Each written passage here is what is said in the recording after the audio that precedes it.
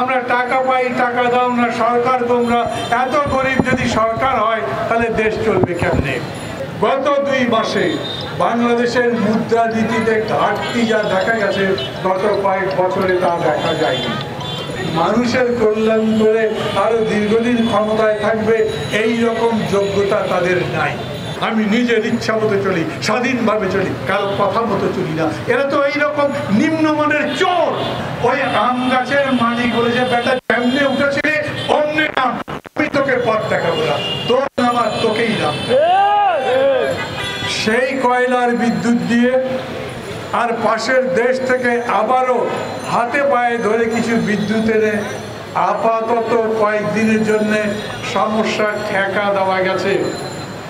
কিন্তু এই কয়লা যখন শেষ হবে, ওরা বলেছে তোমাদেরকে এইবার দিলাম কিন্তু টাকা দাও। আমরা টাকা পাই, টাকা দাও না সরকার তোমরা। এত গরিব যদি সরকার হয় তাহলে দেশ চলবে কেমনে? এই টাকা দিতে না পারলে দেশ আবার অন্ধকারের মধ্যে নিমজ্জিত হবে। আমরা সরকারের কাছে অনুরোধ করছি না, কারণ সরকারের কাছে টাকা নাই। আমাদের যে মুদ্রা পরিস্থিতি তাতে বিশাল ঘাটতি। গত 2 দিন ধরে পত্রপত্রিকায় এটাই লেখা হচ্ছে, একটা দেশের অর্থনীতির অসুখের একটা বড় চিহ্ন হলো তার মুদ্রা ঘাটতি। এই কয়েকদিনে গত 2 মাসে বাংলাদেশের মুদ্রানীতিতে ঘাটতি যা দেখা গেছে গত কয়েক বছরে তা দেখা যায়নি। ওরা ভোটে যেতে নাই, ওরা নির্বাচন করে নাই, ডাকাতি করেছে। ডাকাতরা দেশের ক্ষমতা দখল করে বসে আছে।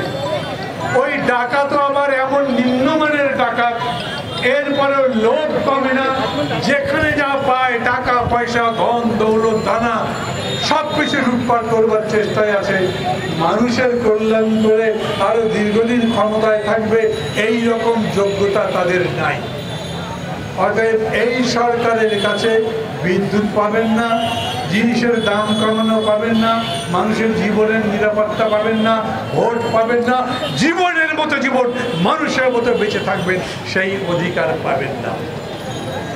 অতএব আমাদের আজকের যে বিক্ষোভ, যদিও আমরা বিদ্যুৎ ও জ্বালানি মন্ত্রণালয়ের অভিমুখে যাচ্ছি সেটাই ইস্যু বলে, কিন্তু এই ইস্যু ধরে আমরা বলতে চাই যে এই সরকার পারবে না, চলে যাক।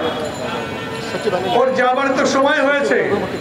এটা একটা স্বৈরাচারী, লুটপাটকারী, ডাকাত, অত্যাচারী, বদমাইশ, মিথ্যুক সরকার। জনগণের সাথে প্রতারণা করে ক্ষমতায় থাকবার চেষ্টা করছে। বিদেশিদের হুমকিতে আমরা ক্ষমতা ছাড়বো, আমরা বিদেশিদের কথা মতো চলবো। আরে চোর একটা হেঁটে যায়, ভালো মানুষ দেখে বললো বাবা চুরি করাটা ছাড়ো, চুরি করা ভালো নয়। ও বলবে আমি নিজের ইচ্ছা মতো চলি, স্বাধীনভাবে চলি, কারো কথা মতো চলি না। এরা তো এইরকম নিম্নমানের চোর। তারা বাইরের কোনো মানুষের কথা শুনতে পারবে না, কারণ বাইরের যে সমস্ত রাষ্ট্র আছে, সরকার আছে, এই রকম চোর কোনো জায়গায় নেই।